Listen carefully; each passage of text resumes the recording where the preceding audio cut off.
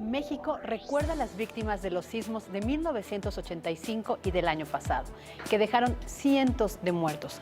A un año del sismo del 19 de septiembre, aún hay damnificados que continúan esperando la ayuda de las autoridades para reconstruir sus viviendas.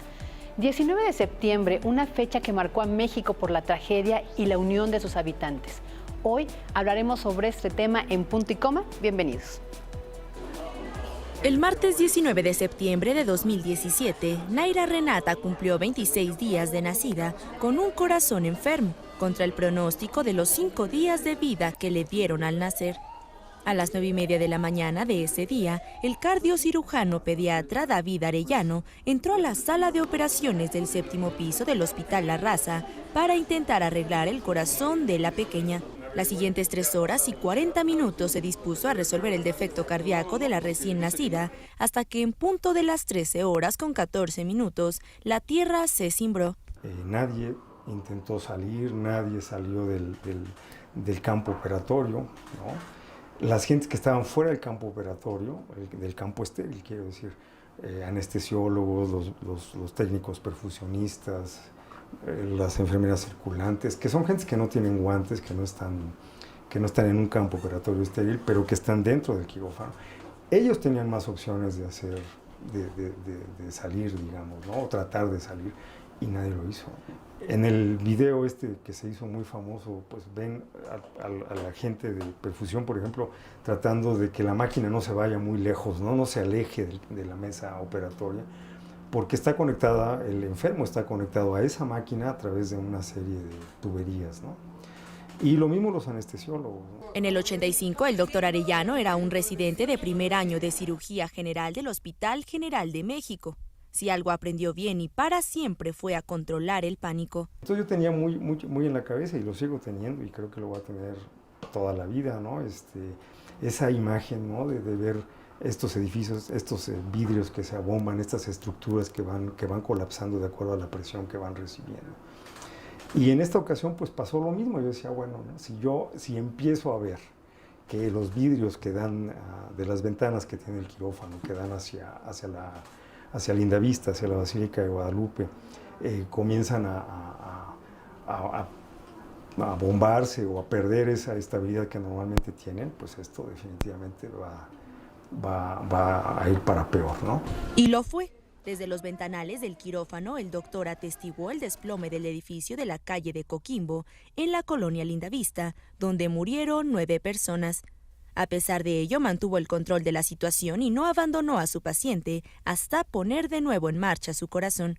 Por supuesto que piensas en la familia, ¿no? En los hijos, en fin. Pero inmediatamente tienes que volver a lo que está pasando allí, ¿no? Y pues era una bebé, una recién nacida. 12 días antes, el doctor Arellano y su equipo de 10 especialistas ya habían vivido una sacudida en el mismo quirófano durante el sismo del 7 de septiembre mientras le hacían una operación a corazón abierto a Mariana, una pequeña de 9 años. Fue impactante, sobre todo porque me había tocado vivir el 85, que también fue un verdadero desastre, ¿no? Nos tardamos mucho más tiempo en aquellos años en volver a retomar la vida, ¿no? Ahora me pareció que ahora fue bastante más rápido, lo cual es bueno. Hoy el doctor Arellano sigue operando unas 6 o 7 veces a la semana y está consciente de la posibilidad de que un terremoto lo vuelva a tomar con las manos metidas en el corazón de algún paciente. Hay que seguir, por supuesto, esto puede suceder en cualquier momento otra vez, nos guste o no nos guste, lo aceptemos o no, estas cosas van a volver a ocurrir. Y es mejor estar preparados. Para Imagen, con información de Laura Toribio.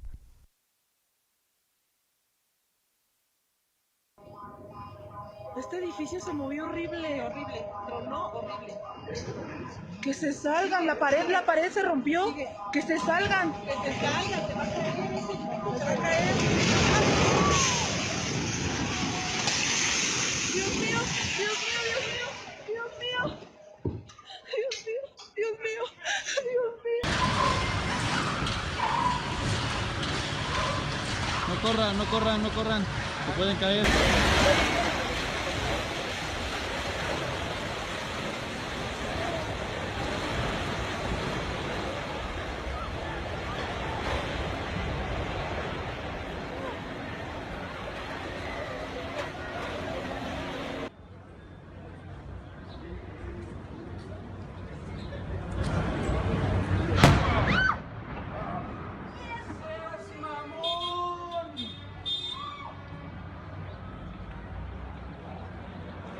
grabaste?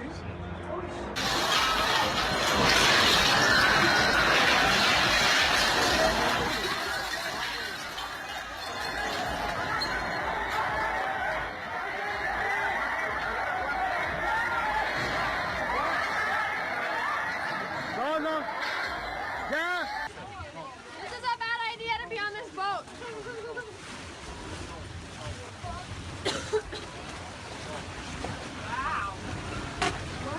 Wow. I just don't want my phone to get wet. I don't care about my phone.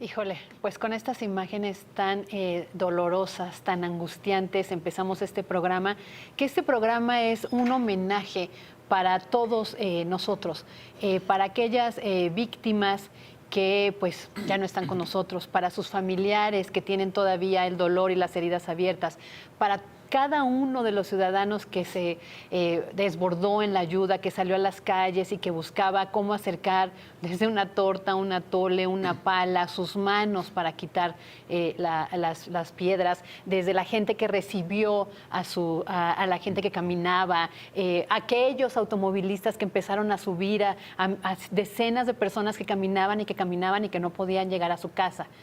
Para todos estos es un homenaje, para todos ustedes y para además mantener esta memoria fresca. No podemos olvidar, para que haya justicia, para que se reconstruya lo que todavía está pendiente, para que se castigue a los responsables de quienes no cumplieron con las normas de la construcción o con los permisos o con toda la corrupción que hay detrás.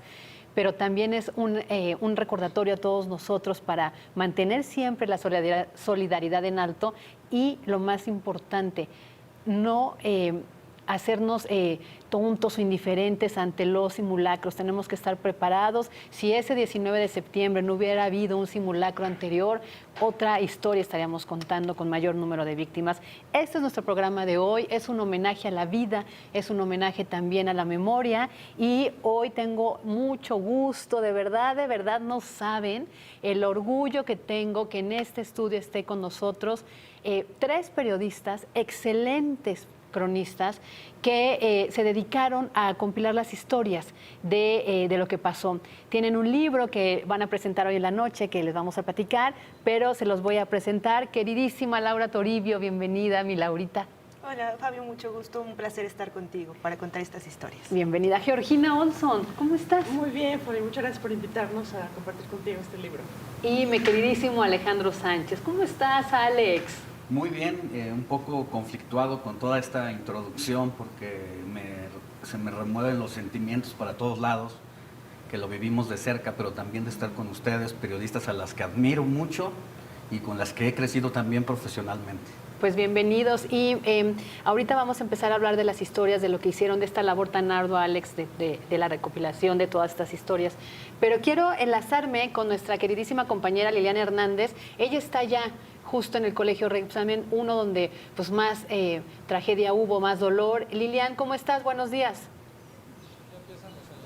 ¿Qué tal, Fabiola? Muy buenos días. Pues nos encontramos en la esquina de la calle Las Brujas y Rancho Tamboreo. ¿Quién no recuerda este colegio Enrique Rebsamen, uno de los lugares emblemáticos, trágicos, el 19 de septiembre del año pasado, en el que perdieron la vida 26 personas? Recordarle al auditorio que fueron 19 niños de este colegio y 7 adultos, entre ellos pues maestros y personal administrativo. Y bueno, aquí desde muy temprano la gente ya se ha dado cita a dejar coronas, no solo frente al colegio, a lo que fuera el colegio, sino también a lo largo de la avenida División del Norte y Calzada Acoxpa. El dolor se siente, se percibe, han empezado a llegar veladoras, gente que viene, que reza por unos momentos frente a los angelitos que están pegados, estos 19 angelitos que están en la tarima que cubre pues los escombros de este colegio, que fue también muy polémico porque destapó una serie de actos de corrupción al permitir construcciones no apropiadas en este colegio. Así es que bueno, pues a las 11 está contemplada una misa. Los vecinos han invitado, sin embargo nos han informado que posiblemente no hay acceso a los medios. Están contemplando que sea una misa privada solamente para los padres y los asistentes. Así es que estaremos pendientes de lo que se lleve a cabo. Gente de la delegación Tlalpan ya ha venido también a dejar coronas, globos blancos y bueno, se vuelve a revivir el dolor en este colegio. Fabi. Lilian, muchísimas gracias. Vamos a estar enlazándonos más adelante contigo. Vamos a esperar a que lleguen los papás. Efectivamente, hay que tener también respeto por sus decisiones. Es una situación muy dolorosa. Son niños, también maestros y pues gente que revive las heridas. Apenas hace unos días fue el cumpleaños de uno de esos chiquitos que falleció. Entonces, pues todo nuestro abrazo, nuestro cariño. Para ti también, Lilian, porque son momentos pues de recordar que a todos nos simbra y al ratito nos enlazamos contigo. Muchísimas gracias, Lilian. Gracias, buenos días, estamos al pendiente. Y también nos vamos a enlazar con nuestro compañero Héctor Cano. Él está haciendo recorridos por diversos puntos de esta ciudad. Recuerden que el sismo del año pasado tocó diversos lugares de estas, no perdonó sur, norte, centro. Este sismo cimbró a toda la ciudad y Héctor Cano está haciendo esos recorridos. Héctor, buenos días, ¿por dónde estás?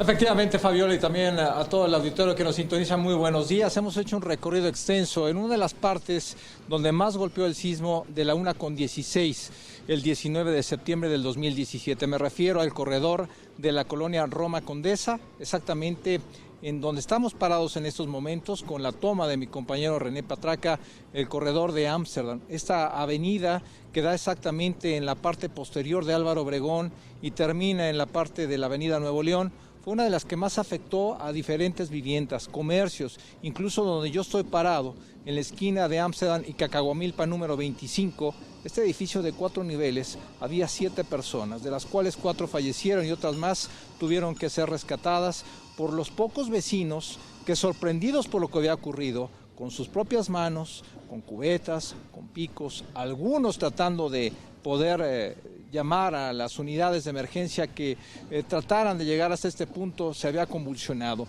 Exactamente a mis espaldas está el edificio de Álvaro Obregón 256 y también sobre esta misma arteria, lo que es la esquina con Sonora, también hubo 2 edificios que se vieron afectados. Hay que dar la cifra importante aquí en la delegación Cuauhtémoc, Fabiola, auditorio, que fueron más de 19 edificios los que están en riesgo de caer. Siguen en evaluación, muchos de ellos colapsaron, pero los propios vecinos y los colonos hacen un reclamo y una exigencia a la autoridad, no solamente delegacional, sino al gobierno central, para que haya una conciencia y una cultura sísmica ante este tipo de eventos. Y claro, es uno de los lugares que es altamente sísmico, como es el caso del corredor Roma Condesa. Se espera que alrededor del mediodía haya ofrendas por parte de amigos, de familiares, de aquellas víctimas que fallecieron hace un año. Así las cosas en este primer recorrido que hacemos en esta parte de la Ciudad de México. Buenos días, Fabiola. Muy buenos días, Héctor. Vamos a estar en los diferentes espacios de Excelsior y de Imagen hablando contigo para que nos hagas esta crónica del día de hoy, un año después. Muchísimas gracias, Héctor. Hasta luego, buenos días. También mi compañero Daniel Magaña está haciendo los recorridos, porque recuerden que hoy es un día especial, no solo para recordarnos lo que pasó, esta tragedia que aún duele, sino también porque hoy se realiza el simulacro. Primero ha habido unas ceremonias ya en la mañana para recordar el del 85, después habrá el minuto de silencio que pidieron los familiares de pues el multifamiliar Tlalpan, y más tarde se hará el simulacro. Entonces, todos tenemos que estar preparados. Hay diversos puntos donde se realizará simulacros específicos, como por ejemplo rescate de personas en un edificio alto, un simulacro de un colapso de edificio. Tenemos que prepararnos mucho mejor ante estas eventualidades. Por eso es un día especial y Daniel Magaña está también recorriendo las calles de la ciudad. Buenos días, Daniel. ¿Qué tal, Fabiola? Muy buenos días. Efectivamente, nos ubicamos haciendo este recorrido a un año de pues este sismo de 7.1 grados que sembrara la capital del país. Nos ubicamos en la colonia obrera, en la calle de Chimalpopoca, casi Bolívar, y es que aquí se ubicaba este inmueble de 6 niveles que colapsó y que fue uno de los que se han quedado más en el colectivo nacional debido a pues las similitudes, no únicamente en la situación del día 19 de septiembre, similitud a 33 años de aquel sismo de 1985, sino también en la similitud de las personas que perecieron en este inmueble que se encuentra en abandono.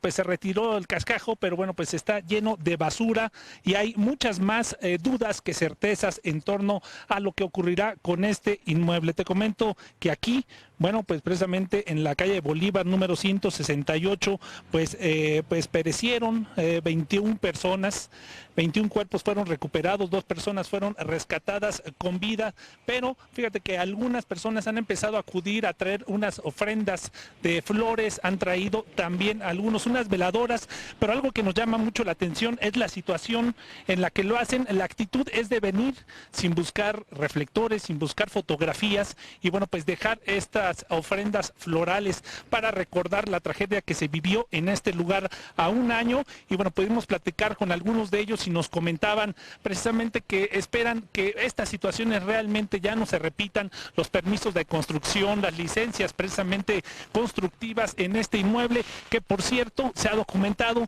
que desde hace 14 años pues ya había pues irregularidades en cuanto a la estructura hacia la zona de la edificación en este predio de la colonia obrera. Así que a un año de esta manera luce este pues predio en la colonia obrera, la calle de Chimalpopoca. El reporte y pues vamos a continuar atentos. Muchísimas gracias, Daniel Magaña, seguiremos atentos. También nos vamos a enlazar con nuestro compañero Jonás López, porque él está justamente allá en Tlalpan con los familiares del multifamiliar Tlalpan. Jonás, ¿cómo estás? Perdóname. Hola Fabi, bien, muchas gracias, buenos días. Pues efectivamente nos encontramos en el multifamiliar Tlalpan, en el sur de la Ciudad de México, en el cruce, muy cerca del cruce de Calzada de Tlalpan y Calzada Tasqueña. Aquí, como podemos ver a mis espaldas, ya se están preparando, ya están haciendo los preparativos para que a las 12 del día se realice una misa en honor a todas las personas que fallecieron el pasado 17 de septiembre de 2017 y en particular las 9 personas que fallecieron en el edificio 1C de este multifamiliar. El programa de los organizadores indica que a las 12 harán una misa, después harán una cadena humana para conmemorar, 1 minuto de silencio y después a las 4 de la tarde participarán en una marcha como parte de la agrupación Damnificados Unidos de la Ciudad de México. Estaremos al pendiente, Fabi, de lo que ocurra en esta conmemoración. Hay algo que llama la atención en su programa. Los organizadores no programaron realizar el simulacro, no está en el programa cumplir con este simulacro y puede ser que una de las razones es porque cuando 10 edificios de este multifamiliar, pues bueno, el 1C ya fue demolido, ya se removieron los escombros y otros 9 están en proceso de reconstrucción. Hemos hecho un recorrido y bueno, hay muchos trabajadores demoliendo muros, quitando ventanas, haciendo trabajos propios de demolición y rehabilitación de estos inmuebles. Estaremos pendientes, Fabi, de lo que ocurra aquí en el multifamiliar de Tlalpan. Muchísimas gracias, Jonás López, gracias por tu reporte. Este dato que nos das es importante, es un sinónimo pues de enojo por el retraso en la demolición de los edificios. Gracias, Jonás, seguimos en contacto. Buenos días. Oigan, y también les platico que parte de los simulacros en Ciudad Imagen se va a realizar uno. Este tiene un formato especial, es uno de los 22 lugares que escogieron en Protección Civil para hacer estos simulacros especiales y tenernos bien preparados para cualquier contingencia. Y mi compañero Efren Argüelles nos va a platicar de qué se trata. Efren. Gracias, Fabiola. Buenos días. Saludo a todos con gusto. Hoy, 19 de septiembre, se cumplen exactamente 33 años luego del terremoto de aquel 19 de septiembre del año 1985. El terremoto maestro para las autoridades y para la sociedad. Todo esto porque después del terremoto de 1985 nace la cultura de protección civil y también un año después, en 1986, se modificó el reglamento de construcción aquí en la capital del país, es decir, hacer construcciones mucho más fuertes y resistentes a los temblores. Hasta hace un año, todos los simulacros eran en punto de las 11 de la mañana, pero después del terremoto del año 2017, a partir de esta fecha, los simulacros se van a realizar en punto de las 13 horas con 14 minutos y 40 segundos. Iniciaremos guardando un minuto de silencio por las 396 víctimas, cifra oficial. 396 víctimas que perdieron la vida luego del terremoto del 2017. Posteriormente, a las 13 horas con 16 minutos y 40 segundos, sonará la alerta sísmica. Esta vez sí va a sonar la alerta sísmica y de inmediato se van a activar los equipos de emergencia aquí en la Ciudad de México. Va a ser una colaboración por parte de la Cruz Roja, también del Escuadrón de Rescate y Urgencias Médicas y el Grupo Cóndores de la Secretaría de Seguridad Pública. Y uno de los puntos centrales es aquí en Ciudad de Imagen, donde se va a simular el colapso de diferentes estructuras. De esto y más estaremos al pendiente para llevar la mejor información a nuestro amable auditorio. Muchísimas gracias, Efraín Argüelles. Vamos a estar muy pendientes de todo este simulacro. Muchísimas gracias. Oigan, y pues ese es el preámbulo, de esto vamos a hablar hoy, pero no solo ocurrió aquí en la ciudad. Recuerden que también en otras partes del país, Oaxaca, Puebla, Chiapas, hubo víctimas, muchas víctimas. No podemos olvidarnos de ellos y de eso vamos a hablar. Cuando regresemos de la pausa vamos a hablar de estas 19 edificios como 19 heridas. Regresamos. Bueno, pues hoy vamos a hablar de este libro que se llama 19 edificios como 19 heridas, de un grupo de periodistas que se dieron a la tarea de recopilar y de contar esos detalles que a veces por la premura de la propia información no vimos con claridad o dejamos pasar o ya se nos olvidó. Pero Alex Sánchez, primero bienvenido y platícanos cómo surge esta idea, cuéntanos cómo empezó, en dónde estabas, qué estabas haciendo, cómo se les ocurrió. Muchas gracias, Fabi. El día 19 de septiembre yo había vuelto a casa de una reunión de trabajo y tenía una cita médica justo por la Condesa. Y apenas iba a salir de casa cuando comenzó el sismo y en lo que alcanzamos a evacuar, ya el hongo de polvo por la Condesa estaba a todo lo que daba. Y el primer lugar al que me tocó llegar fue Álvaro Obregón 286. Comencé a narrar en instante las historias y la primera semana estuve aquí en la Ciudad de México dándole cobertura a distintas historias en distintos lugares. Y después me fui a Juchitán, Oaxaca, un punto que había sido tocado por el sismo de 12 días antes, el 7 de septiembre. Y entre la cobertura en la Ciudad de México y Oaxaca me encontré con una constante, que la gente estaba muy enterada de una historia de ficción, pero no tenía claridad en la realidad, en edificios específicos y nombres de víctimas. El caso que conocía la gente perfectamente era el de la niña Frida Sofía, y eso me sacudió porque me di cuenta que a diferencia del sismo del 85, que me tocó vivirlo también, aunque un poco pequeño. Eras un niño, yo tenía creo. 10 años, sí. Pero conforme fue pasando el tiempo y fui leyendo cosas, pues a lo que me llamó la atención, a diferencia de hace 32 años entonces, era el uso de las redes sociales. Muchas personas, muchas víctimas fueron localizadas y fueron rescatadas gracias a las redes sociales. Pero al mismo tiempo las redes sociales generaron mucha desinformación y bueno, la transmisión del caso de la niña Frida Sofía, eso es lo que me sacude para hacer unos textos, una serie de recopilaciones que fueran memorables, históricas, que aunque pasaran 32 años, tuviéramos un punto de referencia con claridad, nombre de víctimas, a qué se dedicaban, cuáles eran sus sueños, pero también hacer una mirada introspectiva en cada uno de los edificios y lugares, casonas, dentro y fuera de la Ciudad de México, que habían sido tocadas por el sismo. Y me encontré con trabajos maravillosos de reporteras y reporteros que se la rifaron, que estuvieron, se olvidaron de la familia, de ir a papachar, de saber cómo estaban, para dedicarse lo único que sabe hacer, y que hace bien, que es contar historias. Y estuvieron desde el día 1 hasta semanas después, y el reto era, ahora, ya que estuviste allí, ya que consideraba que eran las mejores historias narradas, aquí había 3 grandes historias, 3 grandes reporteras, Georgina, Laura, Claudia Solera, que habían hecho una excelente cobertura. Yo decía que ese trabajo que apareció en Excelsior, que apareció en Imagen, tendría que ser trasladado también a otras páginas e incluso si podía ser ampliado. Y aceptaron el reto de volver a los lugares de origen.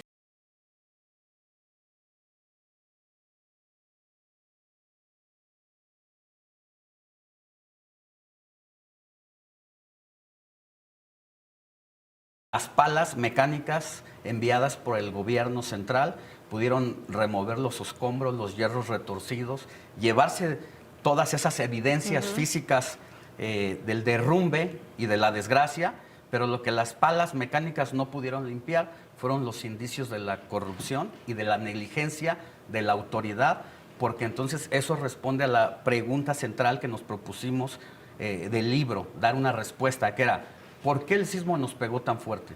¿Realmente por la fuerza de la naturaleza o porque hubo otras cosas de por medio? Y nos encontramos con eso.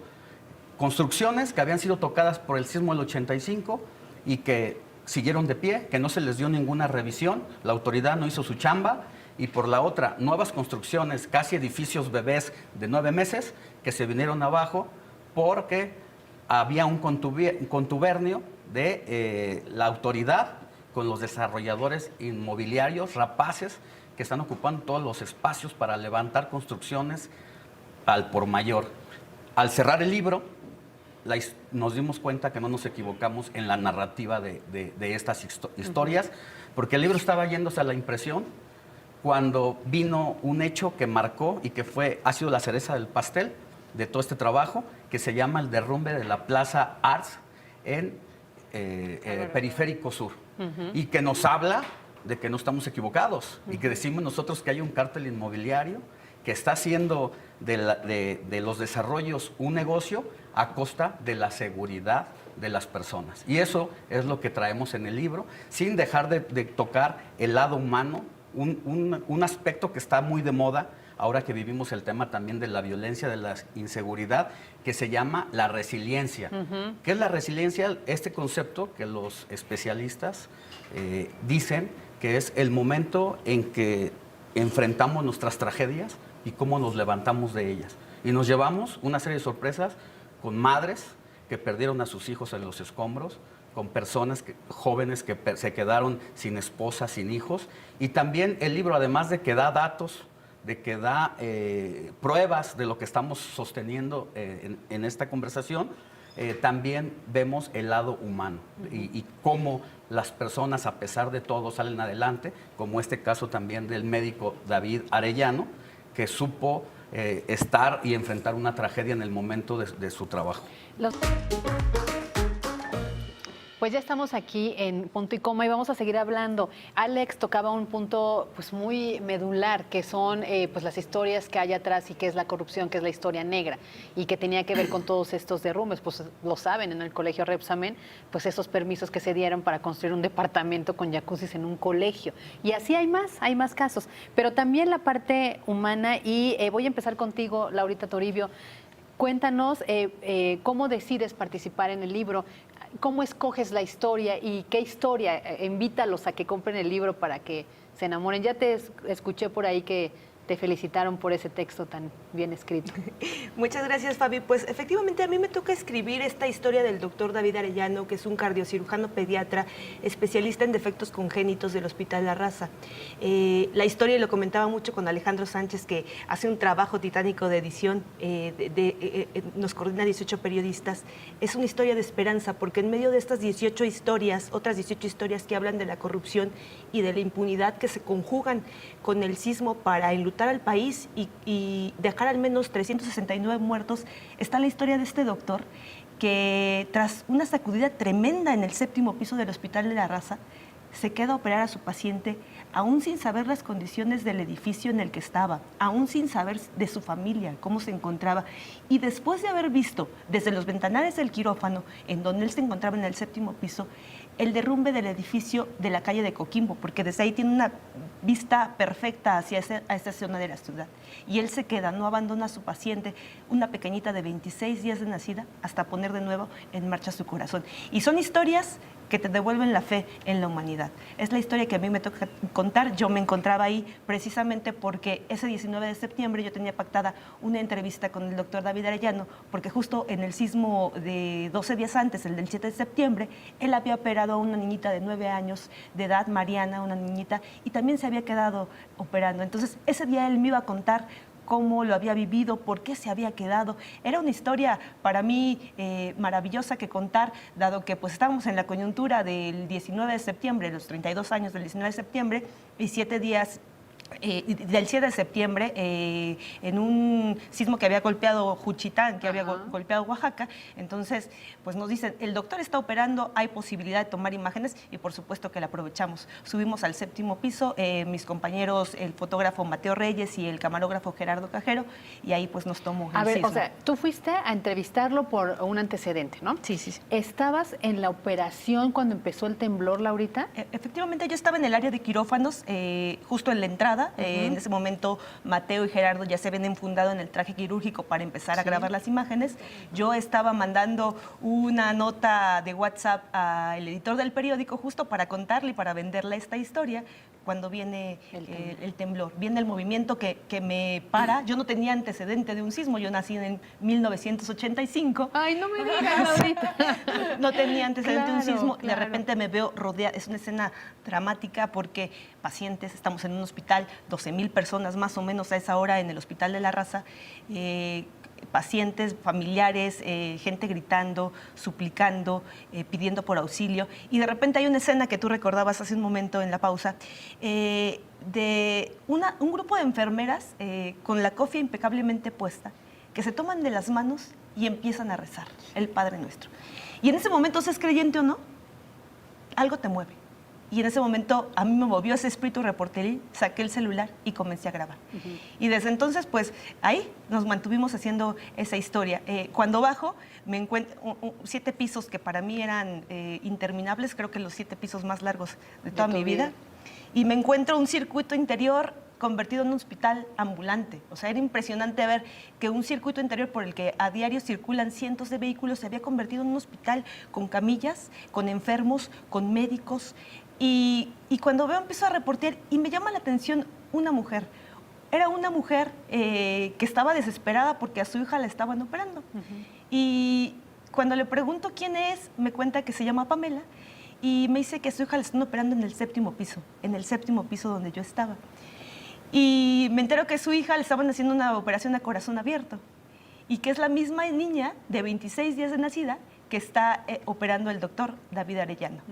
Y pues es esta bebita y es esta historia. Fortuitamente yo me la encuentro y me cuenta toda esta historia. Pero fíjate, ¿no? Cómo el destino te pone en el lugar, con la gente, después, no solo, siempre hemos dicho que un reportero, con suerte no es reportero, y además siempre estamos, yo antes, cuando estaba reporteando, decía, ponme en el lugar en el que deba de estar, ¿no? Te puso en el lugar donde tenías que estar, pero no solo en tu oficio periodístico, sino después para decirle a la mamá, tu hija está bien, ¿no? Que son estas historias de vida que hay y que pues son las que te motivan. Comentarte que igual ayer que estaba viendo con el productor de este programa y las imágenes y buscábamos la historia de este doctor, el momento de las enfermeras rezando el Padre Nuestro, de verdad que nos quedamos los dos con este hueco en el estómago, decir, híjole, ¿no? Híjole, y hay que seguir y seguimos y estamos de pie, ¿no?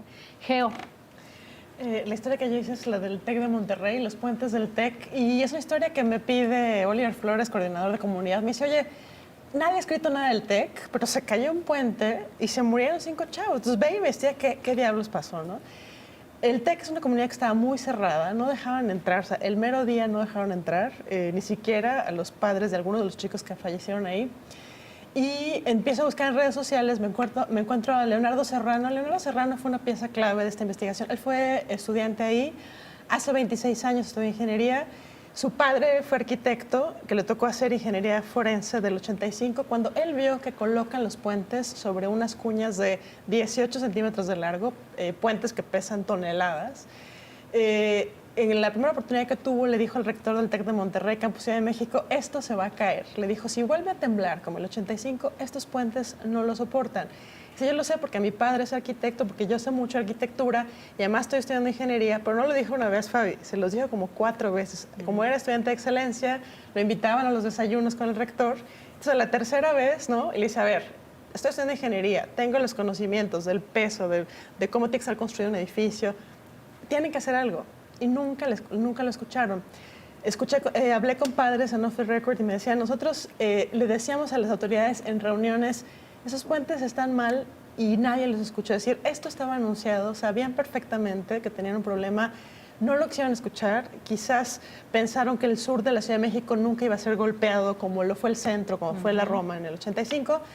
Es muy interesante porque Leonardo Serrano, el día del sismo, llega al lugar, él trabaja muy cerca, tiene su oficina muy cerca, se sube al coche con su socio, llegan, se logran meter antes de que cierren las puertas. Él llega, se da cuenta que no hay nadie coordinando, los chavos están tratando de levantar los escombros y le dice, a ver, chavos, no se suben arriba del escombro porque van a hundir más, métanse por los lados. Entonces, él asume el rol de líder y empieza a dirigirlos, él mismo se mete. ¿Y cuál va siendo su sorpresa y su terror cuando se encuentra el cuerpo del primer chico que muere, Juan Carlos Álvarez, de 19 años? Un chico que era un atleta destacado, un gran estudiante, que llevaba un mes de haber entrado al TEC y que murió instantáneamente. Dice, eso a mí me generó la adrenalina de tenemos que sacar gente de aquí. Ahí murió también Edgar Azano, otro chico muy joven, 22 años, sexto semestre de ingeniería, y otros 3 jovencitos, estos 5 jóvenes entre 19 y 22 años. Y quizás la experiencia más fuerte para mí fue entrevistar a la mamá de Edgar Azano y a su hermana. Espérame ahí. Sí, yo te cuento esa historia. Ahí vamos a hacer una pausa, vamos a tomar un respiro, todos los que estamos escuchando. Regresamos, no le cambie. Georgina Olson nos está contando la historia del TEC de Monterrey y lo que te impactó platicar con una de las mamás. La mamá de Edgar Azano, ella no pudo entrar. Cuando llega al TEC ya cerraron, pero a piedra y lodo, no dejan entrar a nadie. Y ella se acerca y le dice, mi hijo no me contesta, ¿dónde está? Por favor, déjame pasar. No, señora, su hijo seguro se fue a tomar unas cervezas con sus amigos, váyase tranquila, nada, no me contesta. Tengo 3 hijos y el único que no responde es Edgar. Entonces llega el primo, los amigos, la empiezan a ayudar, empiezan a rodear el TEC, tratan de entrar por las 5 puertas, no la dejan entrar, la dejan afuera 7 horas, Fabi. Afuera había chavos organizando listas de sobrevivientes, no encuentra a su hijo, le empieza a crecer la angustia. Hay un momento en el que va caminando por la calle con los amigos de Edgar Azano y casi desmaya, la sostienen porque me dice, se me doblaron las piernas. Yo sentía en mi corazón que mi hijo estaba allá adentro y la dejan entrar, Fabi, a las 12 de la noche y ve que viene caminando gente hacia ella y dice, no, por favor, Dios mío, no quiero saber. Y le dicen que su hijo falleció. Entonces, es muy, muy dura esta historia. Su hermana, Yumiko, que es una chica muy valiente, muy jovencita, de 27 años, que eso te parte el alma ver a estas chicas que perdieron a su hermano. Ella en particular, ella estaba en Alemania, lo vivió muy difícil porque desde el extranjero tuvo que estar whatsappeando, preguntando a todo el mundo, ¿viste a mi hermano? ¿No sabes dónde está? ¿Está dentro? ¿El texto afuera? Yumiko nos cuenta una parte medular de la historia. A ella, su hermano estudió prepa en el TEC y el mismo Edgar Azano, que fallece el 19 de septiembre, años antes le mandó una foto de su hermano, le dijo, oye, acaba de temblar, estoy hablando del 2013, 2014, y se está despegando el puente del edificio, y le manda la foto. Yumiko todavía tiene esa foto, y a los 5 días le dice, ¿qué crees? Ya le echaron cemento, no puede ser. Y Yumiko, no puede ser que le hayan echado cemento. ¿Y qué pasó? Entonces Yumiko en la entrevista llorando me dice, me da tanto coraje con el TEC, porque ella también es egresada del TEC, que sabiendo que estaba pasando, no lo hayan arreglado bien y haya fallecido ahí mi hermano. Esa es la parte, Fabi, que es imperdonable y que como sociedad y como periodistas no podemos permitir que nos vuelva a pasar, porque este sufrimiento no debería haber sido, ¿no? Claro, Alex, y justo tú decías, ¿no? Hay otros periodistas que participan y todas estas historias se van engranando para al final llegar a ¿qué? Sí, lo que hace el texto de Geo y de algunos otros colegas del Financiero, de Reforma, del Heraldo de México, que nos conjuntamos para ello, es poner el dedo en la llaga también en dónde está el punto de quiebre que es los famosos DRO, directores responsables de obra, que casi en todos los edificios después del 7 de septiembre dieron su aval de que todo estaba bien y era una farsa. No estaban bien los edificios. Hay un texto de Hugo Corso en el Heraldo de México que habla sobre el caso de la familia Irigoyen, que ya había evacuado. El joven de 19 años, Juanpi, se regresa por la perra boxer de 4 años de la familia, se le cae el edificio. La mamá decide hacer la investigación por su propia cuenta y descubre todo esto. Entonces, poco a poco el libro te va llevando hasta poner el tema central, toda esta red de influencia, que la mencionaba al principio, de funcionarios coludidos con desarrolladores inmobiliarios. Entonces, hay otras historias en Penilei, periodista de Univisión, en Oaxaca, sobre el pueblo que está esperando el tsunami todavía, que les han dicho que no, nos han dicho que va a volver a temblar, eso es lo más complicado. Entonces, digamos que sabemos dónde están los puntos claves que atender, y la autoridad, en tanto no resuelva esos focos rojos, puede haber problemática todavía, porque a estas alturas, a un año, no existe en un país de alta sismicidad, no existe un atlas de riesgo que nos diga dónde están los puntos que pueden perjudicar en un nuevo movimiento. Vamos a hacer una pausa y justo, ese es un comercial, los invito a que lean Excelsior, hoy hablamos de eso, es la principal. A un año sin atlas de riesgo, estados y municipios los más atrasados y todas las historias del 11S. Vamos a hacer una pausa, regresamos. Geo, ¿dónde se presenta el libro? El libro se presenta esta noche en la Fundación Elena Poniatowska, en La Escandón, la calle José Martí, número 105, hoy 19 de septiembre a las 19 horas en punto. Estarán presentando Alejandro Sánchez, Penilei Ramírez, Paris Salazar y como invitado Diego Osorno. Perfecto, dices que son hoy 19, dilo como lo dijiste. Curiosamente y sin proponérnoslo, el libro 19 edificios como 19 heridas se presenta hoy 19 a las 19 horas. Fíjense, ¿no? ¿Cómo te sientes, Laurita? ¿Orgullosa, contenta? Contenta, orgullosa y también satisfecha de hacer esta denuncia, porque sabemos que va a volver a temblar, eso es un hecho, no sabemos si nos va a tocar. Y mientras se sigan fallando en estas normas de construcción,